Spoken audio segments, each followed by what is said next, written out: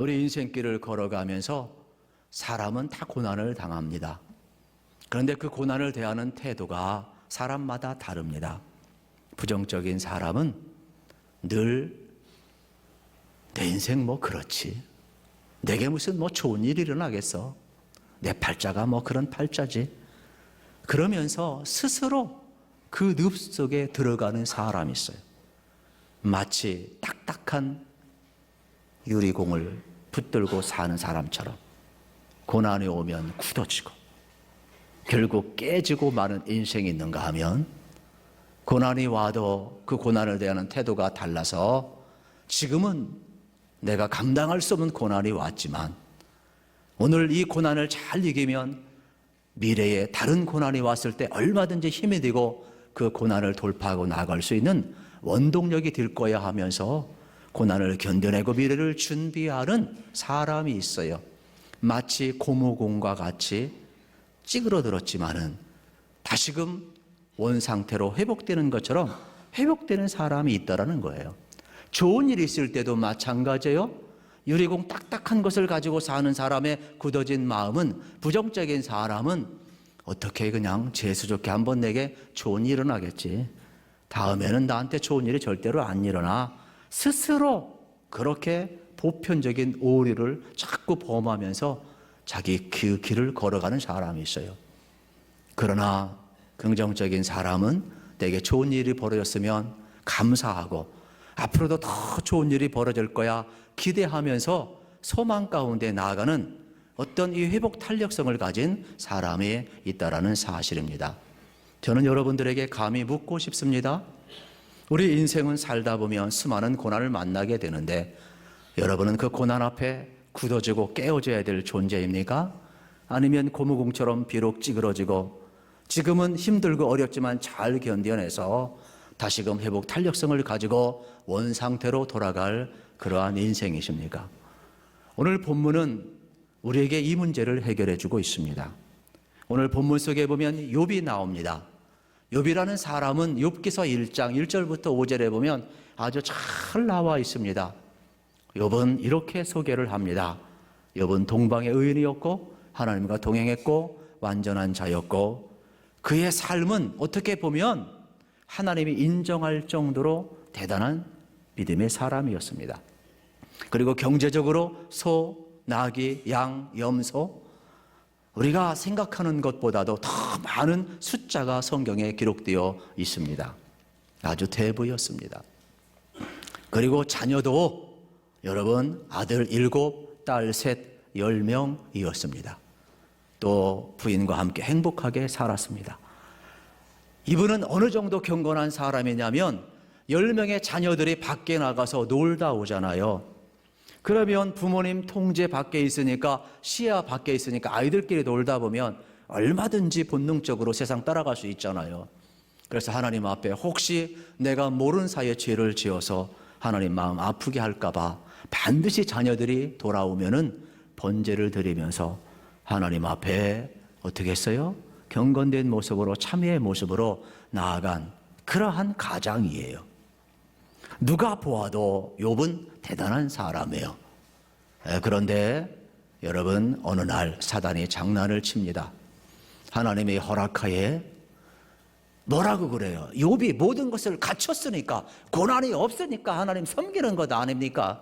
고난을 줘보세요. 고난 속에서도 하나님을 섬길 자가 있는지. 여러분, 욥은 사단의 농간에 하루아침에 다 잃어버려요. 그래서 하루아침에 재산을 다 날려요. 그리고 자연재해로 10명의 자녀가 죽어요. 부모의 가슴에 자녀를 묻는 것처럼 아픈 마음이 어디 있겠어요. 그뿐만 아니에요. 자신의 몸도 아파요. 그래서 욥기서를 연구하다 보면 참 마음이 아픈데, 얼마나 몸이 상했던지 이 몸에서 고름이 흘러내리고 가려워서 견딜 수가 없으니까 막 기왓장으로 이렇게 살점이 뛰어나갔도록 긁었다, 그런 표현이 있어요. 이 고통의 한복판에 지금 욥이 서 있어요. 여러분, 극과 극의 모습을 보면서 우리가 어떻게 욥을 이해해야 합니까? 이성적으로 이해가 안 됩니다. 이 정도로 경건한 욥이 고난을 당한다면 우리 같은 사람 하나님 앞에서 어떻게 해야 된단 말입니까? 하나님 이거 너무한 거 아닙니까? 질문을 던질 수밖에 없어요. 욥도 여러분 고난 앞에서 회복 탄력성을 잃어버렸나 봐요. 그래서 오늘 본문에서 이렇게 여러분 이야기를 하고 있는 장면을 보게 되는 겁니다. 11절, 12절입니다. 우리 같이 한번 읽읍시다. 시작. 그런즉 내가 내 입을 금하지 아니하고 내 영혼의 아픔 때문에 말하며 내 마음의 괴로움 때문에 불평하리이다. 내가 하다니까 바다 기물이니까 주께서 어찌하여 나를 지키시나이까. 욥이 얼마나 고통스러웠던지 하나님 내 영혼이 곤고합니다. 너무나 아파서 견딜 수 없다라고 하나님 앞에 탄원하고 있어요. 그래서 이 고통을 이길 수만 있다면 13절에서 잠을 청해봐요. 14절에서는 심지어 하나님을 향하여서 여러분 차라리 내가 잊을 수만 있다면 좋은데 꿈자리까지 사납게 하시니 견딜 수가 없다라는 거예요. 여러분 우리도 잠을 자면 모든 문제가 해결되면 얼마나 좋겠습니까? 그런데 그 수심이 해결이 안 돼요. 오히려 꿈자리도 사나워요. 이제는 욥이 육신만 지치는 것이 아니라 영혼까지 지쳤다라고 이야기를 합니다. 회복 탄력성을 잃어버리니까 어디까지 데려가느냐? 15절을 읽겠습니다. 15절 시작. 이러므로 내 마음이 뼈를 깎는 고통을 겪느니 차라리 숨이 막히는 것과 죽는 것을 택하리이다. 세상에 뼈를 깎는 고통, 차라리 숨이 막혀서 내 호흡이 멈추는 여러분 죽음을 허락해 달라는 거예요. 얼마나 고통스러우면 이게 아무것도 아니지만은요, 별거 아닌데 제가 중3 때 이 치통을 엄청 앓았는데 밤에 왜 이렇게 이가 쑤셔요? 그냥 이를 확 빼버리든지 그냥 죽어버리고 싶더라고. 그냥 말도 안 되는 것 같지만요, 사람이 어떤 고통의 한계 상황이 있다면 이 고통과 맞받고 싶은 극단이 오게 되는 거예요.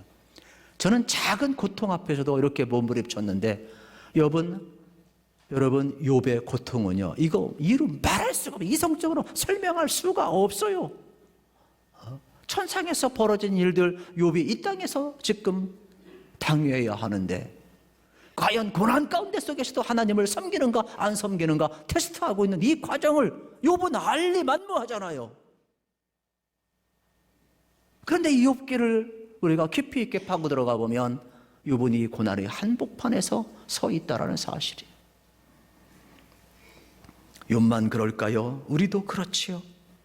회복 탄력성을 잃어버린 우리의 모습을 우리는 이 욥의 내면의 부르짐 속에서 우리는 다시 한번 보게 된다라는 사실이에요. 여러분 기억해야만 합니다. 우리도 잘못된 신화를 하나 버려야 돼요. 내가 예수 믿으면, 내가 바르게 살면 아무 어려움 없을 거야, 고난이 없을 거야. 아니지요. 여러분 예수 믿어도 고난 오는 겁니다. 저는 우리 성도님들이 잘못된 신화를 깨시고 믿는 자에게도 고난과 역경이 온다는 것을 여러분 알으시고, 이 세상은 완벽한 세상은 하나님이 창조할 때요, 하나님이 창조하시고 인간이 범죄하지 않았을 때요, 이 땅에 죄가 들어오고 여러분 인간이 불순종하면서 이 땅은 망가졌어요. 고통이 왔어요. 수고를 해야 해요. 하나님은 이 땅 고통 가운데 오셔서 회복하시기 위해서 예수님을 보내시고 여러분 고난 속에서도 우리를 회복해 가고 있음을 우리는 보고 있잖아요. 그렇다면 환난은 우리에게 당연히 온다는 것을 기억하시고, 환난 가운데 우리가 욥처럼 원망하는 것이 아니라 다시금 단련하셔 정확하게 나오시는 그 하나님의 은혜를 붙들어야 된다라는 사실입니다. 그래서 특별히 욥은 이렇게 하나님께서 이끌어 가시는 그 은혜를 바라보면서 다시 한번 그는 고백을 토해내고 있다라는 사실이에요. 자신을 그토록 애잔하게 바라보시고 돌보시는 하나님 앞에 욥은 19절 20절 이렇게 고백합니다. 주께서 내게서 눈을 돌이키지 아니하시며 내가 침을 삼킬 동안도 나를 놓지 아니하시기를 어느 때까지 하시니까? 하나님은 내게서 눈을 돌리지 아니하시고 침을 삼킬 동안도 나를 놓지 않았다라는 거예요. 사람을 감찰하시는 이여, 내가 범죄했던들 주께 무슨 해가 되리이까? 어찌 나를 당신의 관역으로 삼으셔서 내게 무거운 짐이 되게 하셨나이까?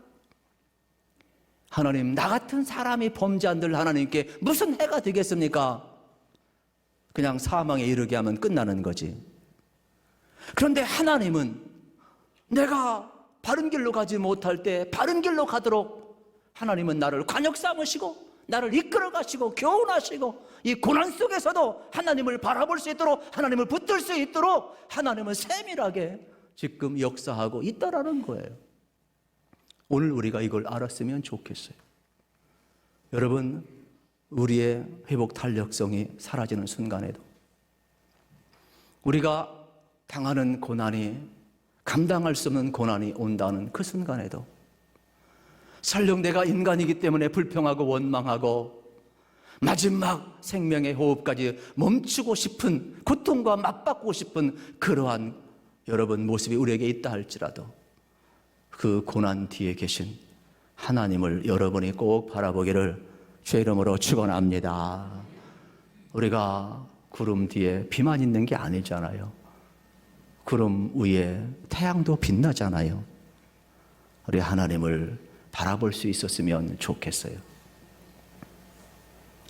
욥은 지금 고난 속에서도 함께 하신 그 하나님을 바라보고 있고, 우리에게도 필요한 것은 고난 뒤에 계신 하나님을 바라보시는 것이라는 사실입니다. 여러분 기억하세요. 우리 하나님 떠나지 아니하면 하나님은 우리와 함께 하실 줄로 믿습니다. 그래서 하나님은 언제나 우리 하나님이 되고 우리는 그의 백성이 된다라는 사실이에요. 내 삶에 찾아온 10번째 기적이라는 책에 나오는 스토리를 소개하고자 합니다. 스페인의 어느 한 마을에 농부들이 살고 있었습니다. 여기에 한 18가정 이상이 살고 있었는데 포도 농사를 지으면서 또 포도주를 팔아서 생계를 이어가는 아주 부촌입니다. 그런데 어느 날 불이 났습니다. 집과 포도밭이 다 타버리고 주변의 산까지도 다 타버렸습니다. 방화범을 찾는데 찾을 수가 없어요. 그래서 서로 원망하다가, 정부 정책 원망하다가 결국은 하나둘씩 떠나면서 마을을 다 떠납니다. 그런데 거기에 초짜 농부, 초신자가 하나 살고 있었습니다. 이분은 얼마 전에 교회 가서 예배를 드렸는데 인생을 살다가 고난이 오면 하나님 앞에 감사해 보십시오. 그 고난 속에서도 하나님이 기적을 행하실 것입니다. 이 말이 생각나는 거예요. 그래서 이 초신자는 고난 앞에 모든 사람이 떠나갔는데 자기도 갈등을 느꼈죠. 떠나갈까? 여기서 남아서 농사를 지을까? 내면에 갈등을 느끼다가 자꾸 그 목사님 말씀이 강하게 남으니까, 그래, 어차피 벌어진 일, 내가 지금 원망한들 무슨 일이 달라지겠는가? 감사로 결정을 내려버려요. 그래서 하나님 말씀하신 것처럼 고난 속에서 감사하면 기적은 일어난다고 하셨죠. 고난 속에서 하나님 협력해 선을 이룬다고 하셨죠. 고난이 축복이라고 하셨죠. 하나님, 저 감사하기로 결단합니다. 그 마음을 먹고 홀로 남아서 내년 농사를 준비합니다. 잿더미를 하나둘씩 치우는데 웬걸, 여러분, 땅 밑에서 반짝반짝 빛나요. 은빛이 나는 거예요. 불이 나기 전까지는 그 주변이 은광맥인 걸 몰랐어요. 다 수풀에 덮여 있었고 포도밭으로 덮여 있었으니까. 그런데 큰 화마가 한번 삼키고 가니까 주변에 일정한 부분이 이 녹아내린 거예요. 그래서 은빛이 빛나가지고 은광맥을 발견하게 된 거예요. 이분은요, 은광맥을 발견하고 포도 농사로 지을 수 없는 그 수십 배, 수천 배의 돈을 벌어가지고 여러분 갑부가 되어서 여러분 하나님께 영광 돌렸는데, 이분의 이야기가 그런 거예요. 아, 고난 속에서도 여러분 두 가지밖에 없어요. 불평하고 원망해도 고난은 안 바뀌어요. 감사해도 고난은 안 바뀌어요. 그러나 여기 모든 사람들이 불평하고 원망하며 떠나면 평생 상처로 남아요. 그런데 감사로 결정하고 고난 앞에 한복판에 뛰어드니까 이분은 기적을 체험했다라는 사실이에요. 저는 여러분의 인생에도 여러분 감당할 수 없는 고난이 와도 불평하면서 상처로 남지 마시고 그거를 크라이머 극복하는 여러분 탄력 회복성이 있기를 주의 이름으로 축원합니다. 우리 가운데 여러분 아픔이 없다면 어찌 그것이 인생이고 삶이겠습니까? 하나님께서는 우리에게 고통과 아픔을 주시는 또 하나의 이유는 우리를 성장하고 성숙시키는데 믿음의 사람으로 단련하기 위해서 하나님은 고통과 아픔도 겪게 하신다는 사실이에요. 제가 아이들을 키우면서 막 호들갑을 떠니까 부모님들이 가끔 그런 이야기 했어요. 호들갑 떨지 말라고. 애는 아프면서 크는 거라고. 그런데 진짜 그렇더라고요. 감기 독하게 걸렸는데 감기약 먹고 나중에 나서니까 더 성숙하더라고요. 그리고 애가 막 넘어져서 막 상처 났잖아요. 또 우리는 그냥 그때 빨간 약이라고 그러는데 옥두전기 그 약 발라주고 그러면 툭툭 털고 일어나는데 또 애가 또 성장을 하고 또 울음을 또 아픔도 극복을 하더라고요. 나중에 보니까 아픈 만큼 성숙하더라고요. 여러분 신앙도 마찬가지 같아요. 아프십니까? 우리를 성장하고 성숙시키는 하나님의 섭리가 있음을 우리 발견했으면 좋겠어요. 20세기 최고의 작가여 변진가인 C.S. 루이스는 18세 때 어머님이 죽었습니다. 너무 어린 나이에 어머니가 죽으니까 너무 상처가 커서 자기가 결심을 해요. 내가 다시는 어머니 생각하지 않으리라. 내가 다시는 눈물을 흘리지 않으리라. 왜요? 어머니 생각하면 마음이 아파서 전진해 갈 수가 없는 거예요. 그래서 독한 마음을 먹어요. 그리고 50세까지 공부합니다. 그래서 최고의 여러분 작가가 되고 학자가 되고 여러분 변증가가 되었습니다. 그런데 이분은 아픔을 받아들이지 않다 보니까 이성주의자가 되어서 누가 바늘로 찔러도 들어가지 않아. 아주 잔인한 사람이에요. 그런데 20세기에 아주 최고의 헨리 나우엔과 같은 영성가가 하나 있었는데 그분이 누구냐? 바로 조이 데이빗 맨이에요. 이분이 이 C.S. 루이스를 만나서 이야기해요. 당신은 사랑도 모르고 아픔도 모르고 당신 이 시대의 최고의 학자이면 뭐냐고. 당신 인생을 왜 그따위로 사냐고. 세상에 최고의 학자 앞에 최고의 지성인 앞에 얼마나 충격을 먹었겠어요. 그래서 조이 데이빗 맨이 맨 그러니까 사람 남성의 느낌이 드는데 여성 이름이에요. 여성 이름. 그래서 C.S. 루이스가 충격을 받고 고민을 하다가 자기 과정을 다 이야기를 해요. 내가 살아온 삶은 이렇다. 그러면서 이렇게 이야기합니다. 저희 데이빗 맨한테 당신이 나에게 사랑 좀 가르쳐 달라고. 그래서 오케이 해가지고 결혼했어요. 56세의 C.S. 루이스가 저희 데이빗 맨과 결혼합니다. 그런데 이 여자는 어떤 여자냐? 그 시대의 최고의 영성가였지만 암 선고를 받고 1년 뒤에 죽는 시한부 인생의 여자였어요. 그런데 C.S. 루이스는 그에게 당신이 나에게 사랑을 가르쳐달라고 이야기합니다. 놀라운 사실은 의사는 1년이면 죽는다 그랬는데 3년 2개월을 더 삽니다. 그래서 C.S. 루이스는 그의 저에서 이렇게 이야기를 합니다. 내 생애에 가장 행복한 순간은 조이 데이빗 맨과 함께 산 3년 2개월이었다라고 이야기를 합니다. 여러분, 아픔을 받아들이지 아니하고 한복판에 들어가지 아니하고 벽을 쌓으면 결국 딱딱한 지성이 될지 모르고 유리공처럼 단단해질지 모르지만 결국 깨질 수밖에 없어요. 그러나 저희 데이빗 맨을 통하여 아픔의 한복판에 들어갔을 때 지금 20세기뿐만 아니라 21세기에도 C.S. 루이스를 뛰어넘을 수 없을 정도로 최고의 변증가요, 작가요, 영성가요. 모든 목회자뿐만 아니라 여러분 진리를 추구하는 21세기 모든 사람들에게도 가장 강력한 영향력을 미칠 수 있는 이유는 어디에 있었느냐? 이 아픔의 한복판에서 회복 탄력성을 가졌기 때문에 그렇다라는 사실이에요. 여러분 기억하셔야 돼요. 하나님의 사랑은요, 아픈 사랑이에요. 하나님의 사랑은요, 십자가의 사랑이에요. 아픔이 없는 사랑이 어찌 그게 진실한 사랑이겠어요? 아픔이 없다면 그건 거짓된 사랑이에요. 하나님의 사랑은 아픈 사랑이에요. 하나님이 뭐라고 이야기합니까? 너희들이 마음대로 지를 저어봐라. 너희들이 아무리 우상을 섬겨보아라. 너희들이 아무리 내 곁을 떠나보아라. 나는 너희의 하나님이고 너희는 내 백성이다. 내가 너희를 얼마나 사랑한 줄 아느냐? 나는 반드시 너희의 하나님이 될 것이며 너희는 내 백성이 될 것이며, 그러면서 독생자를 보내주시며 십자가에 못 박혀 죽기까지 내가 이토록 너희들을 사랑하노라. 하나님의 꿈, 하나님의 비전은 우리의 하나님이 되고 우리가 모든 백성이 하나님의 백성이 되기를 원하는 게 하나님의 비전이고 하나님의 꿈이라 이 말이에요. 하나님은 이 비전을 포기하지 않습니다. 하나님은 아픈 사랑을 통하여 우리에게 다가오셨어요.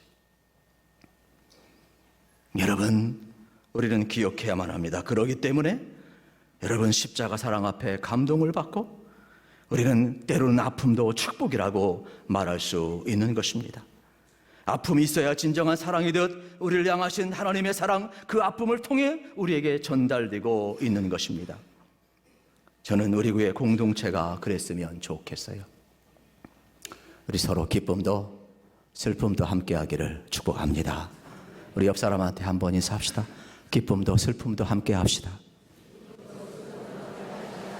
다 지나갑니다. 여러분, 다 지나가요. 너무나 감동된 글이 있어서 소개하고 말씀을 맺겠습니다. 치료시키는 것만 사랑인 줄 알았는데 죽이는 것도 사랑이었다. 죽어도 다시금 산이 잠깐의 이별이요 주님의 신랑 삼아 온 마음으로 섬기게 되니 죽이는 아픔도 사랑이었다. 꿰매는 것만이 사랑인 줄 아는데 찢기는 것도 사랑이었다. 현재의 아픔이 미래의 성숙이 되어 아픔만큼 성장하게 되니 찢기는 아픔도 사랑이었다. 세우는 것만 사랑인 줄 아는데 헐리는 것도 사랑이었다.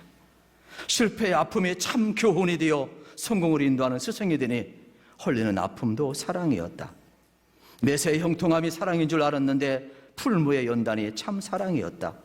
환난의 연단으로 정금같이 되어 주님의 거룩하신 신부가 되니 고난의 아픔이 더 큰 사랑이었다.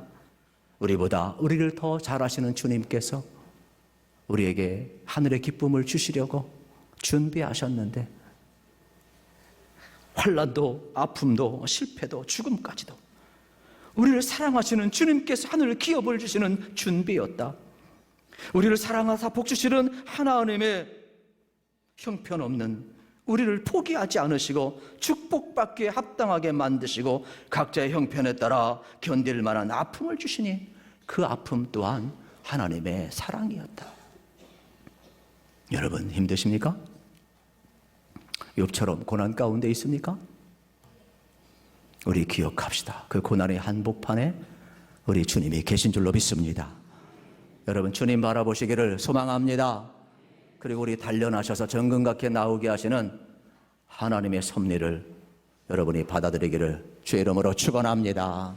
하나님의 비전, 하나님의 꿈, 우리를 부르셔서 우리를 통하여 하나님의 비전이 이루기까지 그 어떠한 시련, 그 어떠한 고난도 우리를 삼킬 수 없을 것입니다. 오히려 그것은 통로가 되어서 우리가 하나님의 사람으로 서며 끝까지 고난 속에서 하나님을 신뢰하고 하나님의 영광을 드러낸 존귀한 자로 하나님 만들어 가심을 기억하시면서 여러분들이 하나님의 비전에 붙들려 살기를 주의 이름으로 소망합니다.